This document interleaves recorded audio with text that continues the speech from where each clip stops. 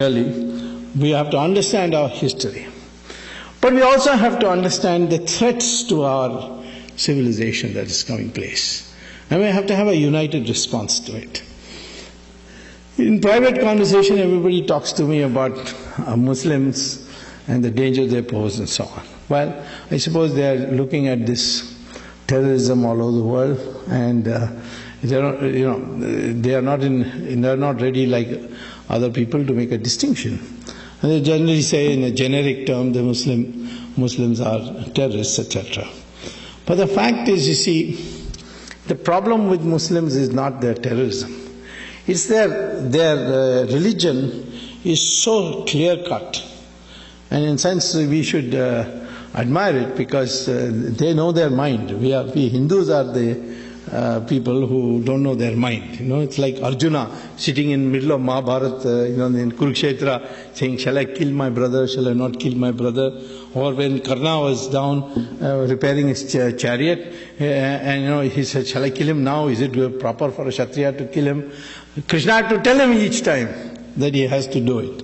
So this nagging doubts, the Indians have all kinds of nagging doubts. Whereas the Muslim is very clear-minded. And Muhammad told them the world is in three parts. And the Muslim behavior must be different for each of those parts. First part, he said, is Darul Islam. Darul Islam is where the Muslims are in power. They are in majority, they are in power. And he says there should be no allowance, accommodation for any other religion. So either they must convert or be killed. It's as specific as that in the Sirah and Hadith. So in most of these countries where the Muslims are in power, you can see a total intolerance to the minorities. In Saudi Arabia, we have so many Hindu workers there. Can they celebrate Diwali in Saudi Arabia? No. Can they build a Hindu temple like you are able to build here in the United States? No. Can you even carry the picture of Ramchandra ji in your pocket when you go to work? No. And there are penal offenses if you do it. You can't even have Satyanarayan Puja inside your own house. Now, this is the position of Muslims when they are in majority. When they are in minority, as in India, they are demanding mosques, they are demanding their right to read namaz, the Friday holiday, etc. It's a separate code for marriage, and so on. So what the Muslims demand as a minority, they will not accept to give when they are in the majority. So that's you may not like this point of view, but there's clarity in that mind. And so Muhammad says that when you are in majority, you are not to tolerate any other religion. You must wipe it out. Second is that where the Muslims are not in majority, there Muhammad divided the world into two parts. And that is, first part is, which he called as Darul Harab. Darul Harab is where the Muslims are in a sizable minority and the majority is divided. The majority is confused, like we are today, like we Hindus are today. There Muhammad says that the job of the Muslims is to go on demanding more and more concessions by acting collectively and ultimately reach a point where they are able to transform that the society into a Darul Islam, from Darul Harab to Darul Islam. So when you look at the laboratory experimentation of this, selecting, looking for evidence, you see this very clearly. Take Kashmir. Kashmir is, the valley at least is a majority Muslim area. See what has happened to the minorities there. 500,000 Kashmiri Pandits have been driven out. All the temples have been destroyed to the extent that they can, where it's not protected by central police.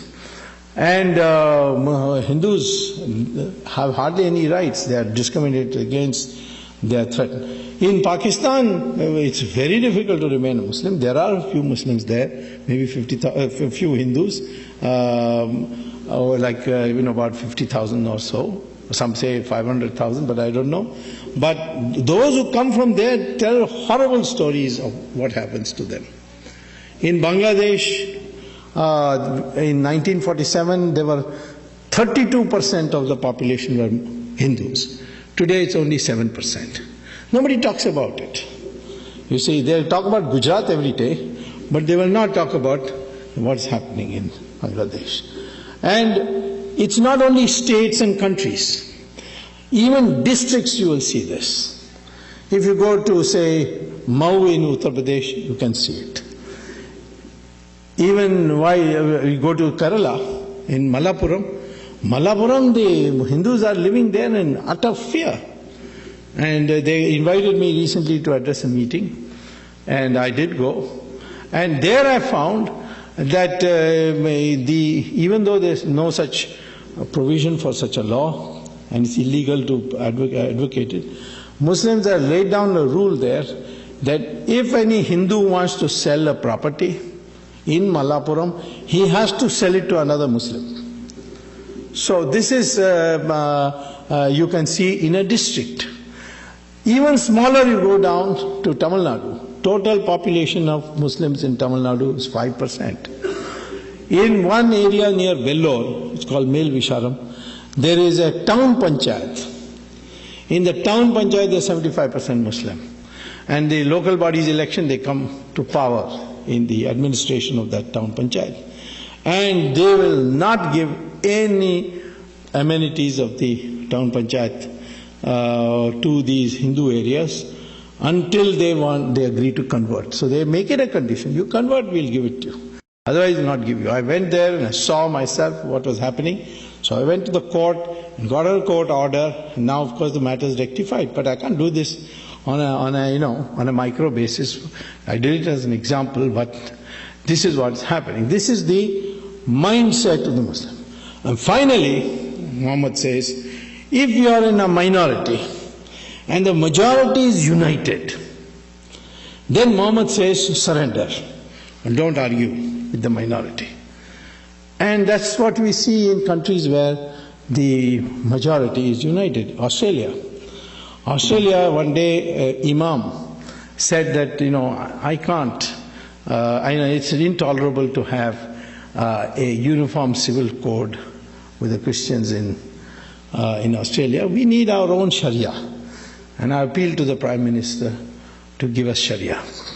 So Prime Minister was a lady, the next day said, if you want Sharia, my recommendation to you is to go and find another country, because in Australia, we are not going to give you a separate code. You will have only a uniform civil code. Now, immediately the following day, all the Muslim organizations passed a resolution saying that this Imam is an idiot or is an imbecile, he doesn't represent us. We are very happy with uniform civil code. So in Australia, the Muslims will accept uniform civil code, but not in India. And this, in the United States also, you can't have a separate, although there are heavy efforts going on. So where the majority is united, the Muslim population is advised by Sirah and Hadith to cooperate, collaborate, capitulate to the majority. And I think there's a lesson for us in that unity. What is the problem today in India? There are all the time an accusation that politicians are, appeasing the minority, they are appeasing them to get votes, it's vote bank politics, so on. Well, I have talked to those politicians, like Maulam Singh, and I told them, what is this that you are doing? So he said, well, I can't get elected unless the Muslims vote for me. Because the Hindus will only vote, only Yadavas will vote for me. Others will not vote for me. So therefore I have to appease them. And the day the Hindus vote as one block, that day I will put on a tika and say, Jai Shri Ram, and come out of my house. Because I am interested in getting vote, and this is the way to get it. And I am telling you today that all this appeasement talk that you are You people are condemning, I see people condemning politicians for that. I am telling you that the day the Hindus will unite, all these politicians change around. And they will start talking in terms of Hindus and what should be done for them. We are 80% or 80 plus. Even today. And if of this half the population decides to vote for a party which stands for Hindus, that party will get more than majority of the seats. Majority is 272, but according to my calculation, you'll get 320 seats in the 544 member House of Parliament. So how is the Muslim responsible for our plight? It is we, for lack of unity, for lack of ability to vote, at least once, twice, as Hindus, and say that we, for the sake of protection of our civilization, we are going to vote for a party which will work for our interests. Certainly that party cannot be Congress, because the Congress today has been taken over by Sonia Gandhi, who is answerable only to the Vatican, and she promotes Christian missionary activity. We are not against Christians. Christians can propagate as much they like in India, but we don't want foreign missionaries to come here to India and poke their noses into our internal affairs.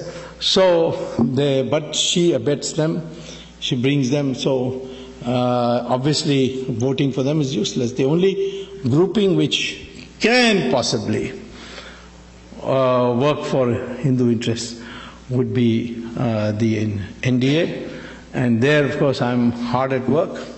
Certainly I can tell you, if both Modi and myself get together inside I'm already there, but in terms of decision making, there should be no doubt in anybody's mind that Hindu interests will not suffer.